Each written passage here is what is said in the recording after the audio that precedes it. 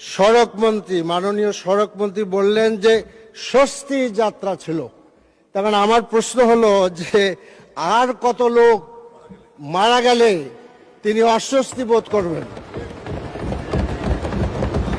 BRT এর report অনুযায়ী এই ঈদ যাত্রায় 170 জন মারা গেছে। যাত্রী কল্যাণ সমিতির রিপোর্ট অনুযায়ী 370 জন। এরপরে আমরা দেখলাম যে দৌলতদিয়া একটা আস্ত বাস পানির নিচে চলে গেল। এত মর্মান্তিক ভাবে লোক মারা গেল, সেখানে সড়ক মন্ত্রী গেলেন না। ব্রিটেন হইলে তো তিনি পদত্যাগ করতেন। তিনি এরকম করে চিন্তা করবেন কিনা? সাইফুল আলম, ঢাকা 12। জি মাননীয় স্পিকার, আপনাকে অনেক অনেক ধন্যবাদ।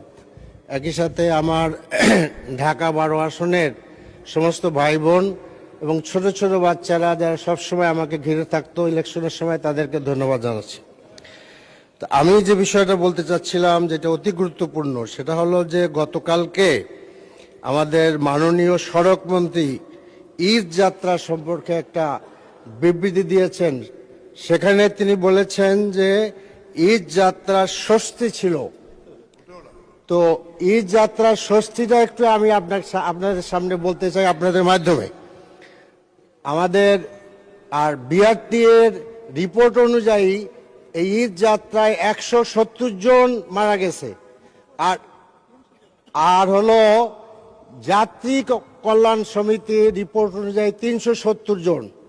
এরপরে আমরা দেখলাম যে দৌলতদিয়া একটা আস্ত বাস পানির নিচে চলে গেল। তো এখন আমাদের সড়ক মন্ত্রী মাননীয় সড়ক মন্ত্রী বললেন যে স্বস্তি যাত্রা ছিল। তখন আমার প্রশ্ন হলো যে আর কত লোক মারা গেলে তিনি অস্বস্তি বোধ করবেন? এবং মাননীয় স্পিকার, আরো কথা আছে। এবং এই যে দৌলতদিয়ায় এত মর্মান্তিক ভাবে লোক মারা গেল, সেখানে সড়ক মন্ত্রী গেলেন না। মাননীয় সদস্য, দয়া করে আপনি একটা নোটিশ প্রদান করতে পারেন বিধি অনুসারে। মৃত্যুবরণ যারা করেছে তাদেরকে মাত্র 25,000 টাকা, জীবনের মূল্য ধরা হলো 25,000 টাকা, আর আহতের জন্য 15,000 টাকা। মাননীয় সদস্য, আপনি নোটিশ প্রদান করতে পারেন, তারপরে আমরা বিবেচনা করব। অসংখ্য ধন্যবাদ মাননীয় সদস্য। কয়েক সেকেন্ড আমি চাচ্ছি। এখন আমার প্রশ্ন হলো যে এইরকম একটি কন্ট্রাক্টরি উনি বিবৃতি দিলেন, কারণ সড়ক মন্ত্রী কি এ ব্যাপারে আমরা যে ওয়েস্টমিনিস্টার ফলো করি, ব্রিটেন হইলে তো তিনি পদত্যাগ করতেন। তিনি এরকম করে চিন্তা করবেন কিনা? তিনি কোন চিন্তা করবেন?